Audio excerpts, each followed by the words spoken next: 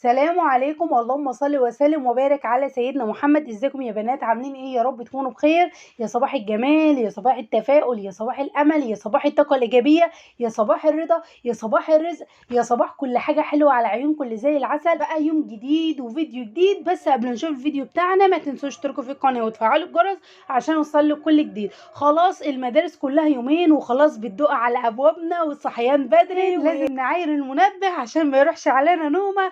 وخلاص بقى الكسل راح، ويلا بقى النشاط بقى والحيوية. هنعمل بقى كده قرصتين تراي، قرصتين فلاحي كده من اللي قلبه وقلبك يحبهم. وكمان هنعملها بدون زبادي وبدون حليب وبدون لبن رايب وبدون زيت. لك كمان يعني اللي احنا هنحطها بس مش هقول لكم عليها دلوقتي، بس شويه كده يعني ربع الفيديو كده وهتعرفوا ايه هو. عايزه اقول لكم دي بقى هيكون بديل اللبن الرايب وبديل الزبادي وبديل الحليب وبديل القشطه. كل اللي انتوا هتشوفوه ده هو بيطلع من الحاجه اللي احنا هنحطها. تمام. اول حاجه كده رحت جبت كيلو دقيق من عند العطار. بعد ما جبت الدقيق فبقول لي دي دقيق اللي هو المرشد، قال لي لا ده هو خلصان. قلت له طب ده اسمه ايه؟ قال لي الهايل. بصراحه انا اول مره اسمع دقيق عن الهايل ده او دقيق الهايل اصلا. بس بصراحه يعني نتيجته كانت حلوه جدا. بس هو حلو في ايه؟ حلو ان انت بتعملي حاجه ما فيهاش عرق، دي يعني ايه مالوش عرق. لكن انت ما هتجيبي حاجه تجيبي المرشدي او الاهرامات لان بتدي معاكي عرق. تمام. لكن القرص ما بنعوزلاش عرق. اول حاجه بقى كده انا خالته عمل معايا قدين، يعني النص كيلو 4 كوبايات، الكيلو عمل لي 8 كوبايات من ايه؟ من الدقيق، كوبايات الشاي العاديه. هنا بقى جبت كيس خميره فوريه وحطيت عليهم 3 معالق من السكر ودوبتهم مع بعض وركنتهم كده على جنب عشان يتفاعلوا ايه ويخمروا. تمام. حطيت طاسه كده على النار وعليها كده معلقه سمنه كبيره او معلقه زبده المتوفر عندك. وكمان هنزل كده بمعلقتين متوسطين من السمسم اللي انتوا شفتهم كده في اللي انا نزلتهم في قلب الطاسه، دول ب5 جنيه. بصراحه رحت جنب ب5 جنيه فقلت له انا عايزه ب5 جنيه سمسم. قال لي هو لسه في حاجه ب5 جنيه؟ والله العظيم. فانا اتصدمت، يعني كنت اروح اجيب ب5 جنيه سمسم كان يقول لي ده اقل حاجه ممكن تاخدي ب2 جنيه وب3 جنيه وبايه وب4 جنيه و5 جنيه. دلوقتي عشان ب5 جنيه قال لي مفيش حاجه ب5 جنيه، حاجه ب10 جنيه. فقلت له لا انا عايزه ب5 جنيه، انا عايزه بس شويه. فقام راح قال لي عشان خاطرك ايه هديكي ب5 جنيه ومفيش مشكله. حطيتهم كده في طاسه وفضلت اشوح فيهم لحد ما الرطوبه بتاعتي تطلع واللون الذهبي. عايزه لون ذهبي فاتح كده في قلب ايه السمسم. لو غير ما تديله تشويحه على النار مش هيبقى له طعم ولا ريحه ولا تحسي ان انت بتاكلي يعني القرص بتاعتك. حتى لو انت عامله فيها كل حاجه مش هيبقى حلو. لازم تعملي الخطوه دي، تشوحي كده بمعلقه سمنه بلدي او معلقه زبده كده في السمسم عشان يطلع الرطوبه وكمان عايزين لونه ذهبي بس فاتح. الخطوه دي في القرص تحبي تاكل القرص كده من حلاوتها وطعم السمسم اللي جواه. حطيته كده على دقيق وشغلت كده اللهم صل وسلم وبارك على سيدنا محمد عجان كده لحد ما السمسم معايا يختفي كده في قلب ايه الدقيق. هنزل بقى كده بمعلقه صغيره ممسوحه من البيكنج باودر ومعلقه صغيره ممسوحه من الملح. تمام. دي المواد الجافه. هنا بقى كده معايا بقى الخميره فارت كده وعليت معايا وعملت الفقاعات اللي انتوا شايفينها دي مع الخميره شغاله وصالحه. تمام. هنا بقى كان عندي كده قشطه من وش اللبن. اما بجيب لبن مثلا واللبن يطلع معايا حلو بقوم رايحه مثلا غلياه وحطاه في التلاجة لتاني يوم. تاني يوم الاقي عمل طبقه قشطه محترمه. بجيب طبق او علبه بلاستيك واشيل الوش كده واعينه في الفريزر لما عاوزه مثلا في سواء في قرص طريه او في قرص ناشفه، سواء مثلا بعمل رز معمر ومش متوفر فبستخدمه. عندي بقى كده كوبايه الا ربع كده من الزبده البلدي انا طلعتها من الفريزر وسيحتها وعملت معايا كوبايه الا ربع. لو عندك سمنه بلدي ممكن تحطي سمنه نص كوبايه من السمنه البلدي على نص كوبايه من السمنه ايه الهولندي. بس بلاش زيت، الزيت هينشف معانا. احنا عايزين قرص طريه وقرص كمان خفيفه لعيالنا عشان نحطها لهم في اللانش بوكس في المدارس وعشان تكون خفيفه كده ايه على اسنانهم. تمام. فبلاش زيت عشان هينشفها معانا. هنا بقى دي السر بتاعنا اللي هيضرب جون كده وهيخلي ايه شويه قرص كانك ساقيهم سكر، كانك حاطه فيهم لبن رايب ولا حاطه زبادي ولا حاطه حليب. دي بقى ايه؟ دي بقى شويه خض. عندي كده كيلو من الخض. انا بصراحه رحت كده عند واحده قريبتنا وحاجات من دي فرحت لها قلت لها عندك شويه خض؟ قالت لي اه عندي. قلت لها طب انا عايزه شويه خض اعمل بهم قرصتين طريان عشان خاطر ايه المدارس. قالت لي طب تعالي. هنا زي ما انتم شايفين كده كنت بوريكم بالمعلقه عشان تعرفوا ان هو مجبن عشان ما فيش ناس تقول لي ايه ده حليب. لا والله ده خض يا جماعه. تمام. وعارفين الكيلو الخض ده هيعمل اكتر من 5 مرات قرص، او مثلا عايزاها اي نوع انت حباها تطلع معاكي طريه. تمام. تمام. اول حاجه كده نزلت بقى كده بالخميره بتاعتي، بعد كده ما اختمرت معايا وعرفت ان هي شغاله، يا دوب بس كده هبس بيها بس الدقيق، وبعد كده هنزل ايه بالخض بتاعنا. الخض يا جماعه بيطلع من الزبده البيضه، وفي خض بيطلع من الزبده الصفرا بس ما بيبقاش تقيل زي الزبده ايه البيضه. الزبده الصفرا بتكون خفيفه شويه.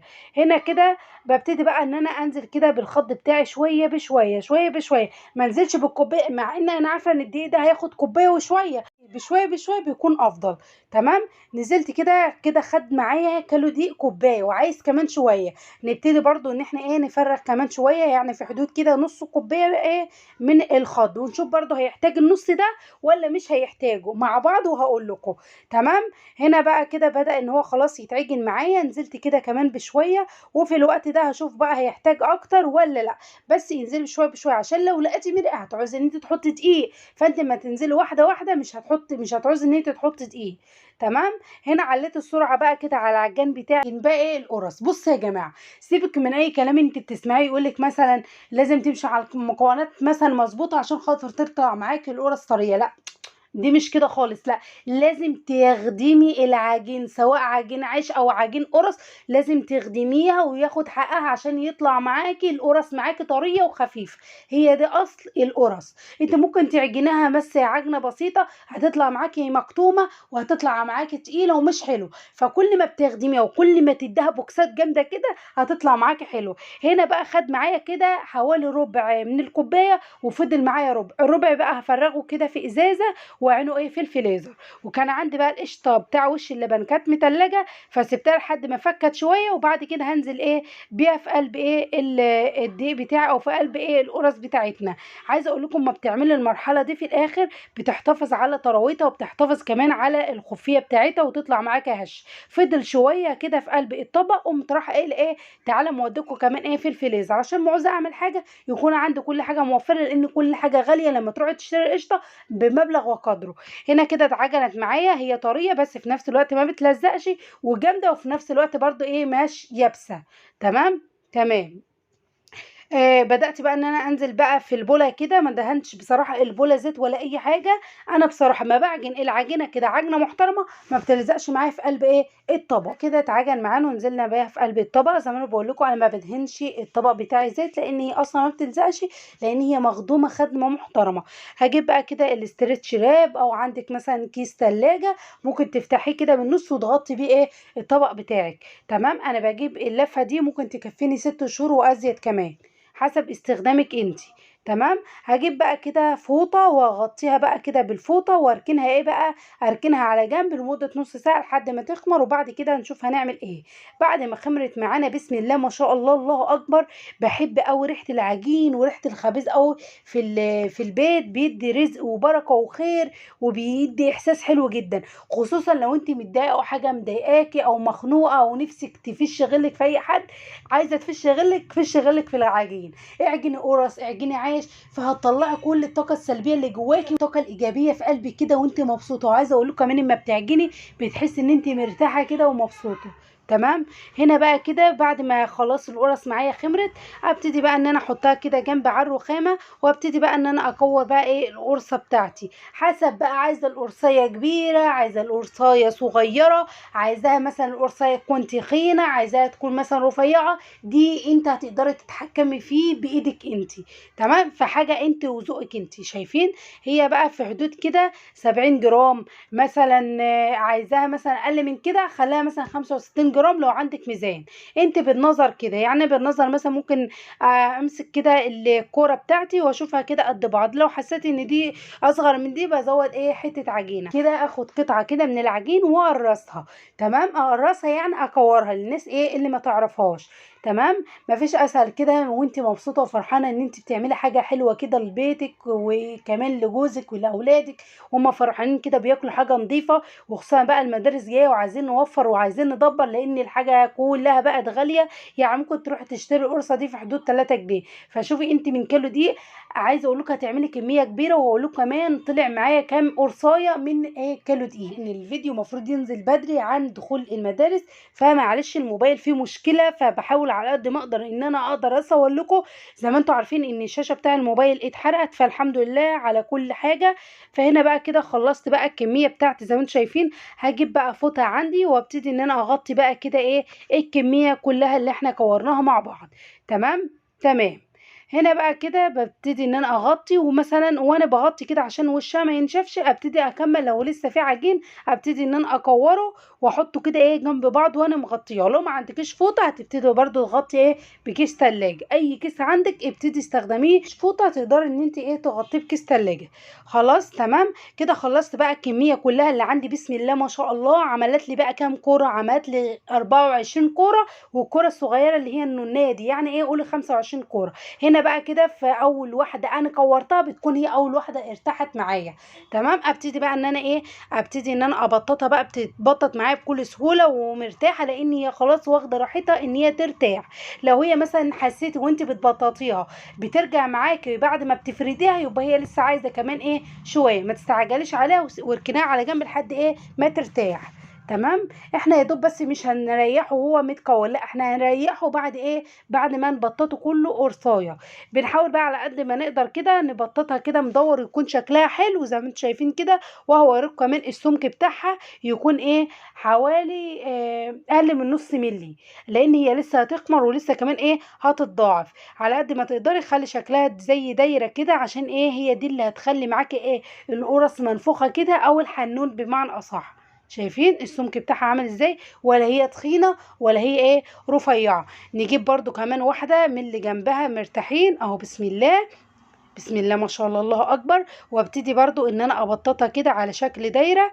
اخد من جوه على بره. اهم حاجه ما تخليش حته تخينه وحته رفيعه، لان هي لما تسوي هتلاقي الجنب مبطط وجنب إيه تخين. فلا احنا على قد ما نقدر عايزين نخلي كده شكل القرصه يفتح النفس. شايفين بقى شايفين شكله عامل ازاي؟ وشايفين هي ولا تخينه ولا رفيعه اهي. دي بقى السمك بتاعها المظبوط. زي ما انا بقولك حابه ان انت تصغري عن كده انت هتتملكي انت في القرصه بتاعتك، حابه تكبري براحتك انت برضو. هعمل بقى الكميه كلها في قلب الصواني وارجع لكم. خلصت بقى كده عملت معايا بسم الله الله اكبر بسم الله ما شاء الله 3 صواني محترمين. يعني هيقعدوا معايا ايه حوالي اسبوع، ولا ما يخلصوا هعمل ايه تاني. شايفين بقى كده شكل القرص قبل ما ترتفع؟ خليكم فاكرين شكلها اهي عشان هنسيبها حوالي ساعه وبعد ساعه هنشوفها مع بعض. هنا بقى كده هبتدي ان انا اجيب فوطه واغطيهم بقى واسيبهم يخمروا كده ايه مع نفسهم. فوطه عندك نظيفه. وبعد كده هنسيبهم لما يخمروا، وبعد ما يخمروا هنرجع لكم. بعد كده ما خمروا هنبتدي بقى كده بسم الله الرحمن الرحيم. بسم الله ما شاء الله. شايفين كبروا وعليوا ازاي؟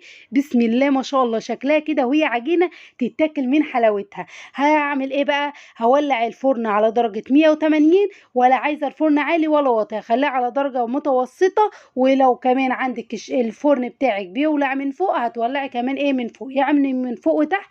من فوق هيبقى درجه بسيطه عشان ما تتحرقش معاك او تتلهف. وبعد ما تطلع معانا من الفرن وتاخد لون كده حلو من تحت وتاخد من فوق نبتدي نجيب فوطه ونغطاها. تمام. طلع معايا كده بالشكل اللي انتوا شايفينه ده. قمت جايبه الفوطه بتاعتي وقمت رايحه مغطياه لحد ما كده ايه لحد ما السخونيه امتصته وكمان طريت معانا.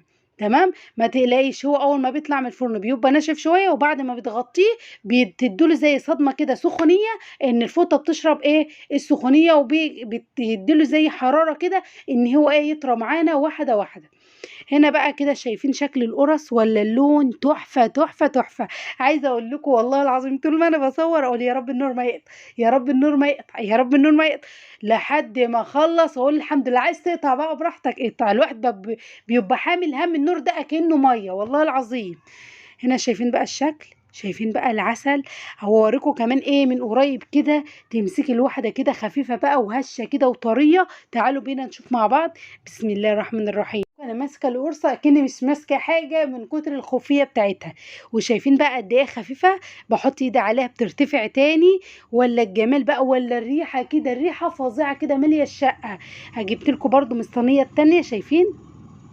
لا لا لا كده كتير كده كتير كده كتير. شايفين بقى الخض عمل معانا نتيجة عاملة ازاي؟ وهنفتحها كمان بقى مع بعض ونشوف من جوه بقى مفرغة كده وملحمة بقى اللهم صل وسلم وبارك على سيدنا محمد. ومن جوه كده مفرغة وبيضة كده وجميلة مهاش غامقة. شايفين؟ شايفين من قريب لون القرصة عاملة ازاي؟ القطنة ما بتكدبش، لا لا مش القطنة، ده القرصة ما بتكذبش. الله الله الله، انا بقى بصوا انا غيتي ان انا لو عملت حاجه وتطلع بالجمال ده لازم كل شويه ان انا ايه افعص فيها بمعنى اصح، يعني اتك عليها من كتر النتيجه والحاجات الحلوه والعسل ده. وشايفين قعرها من تحت واخد لون ذهبي واحمر كده وحلو. الله الله كده كتير. تعالوا بقى كده نحطها بقى في الصينيه واقول لكم كمان ازاي تفرزوها، وازاي مثلا تصحي بدري وتطلعوها من الفريزر كمان وكأنك لسه مطلعوها. تعالوا هنعرف كل ده دلوقتي.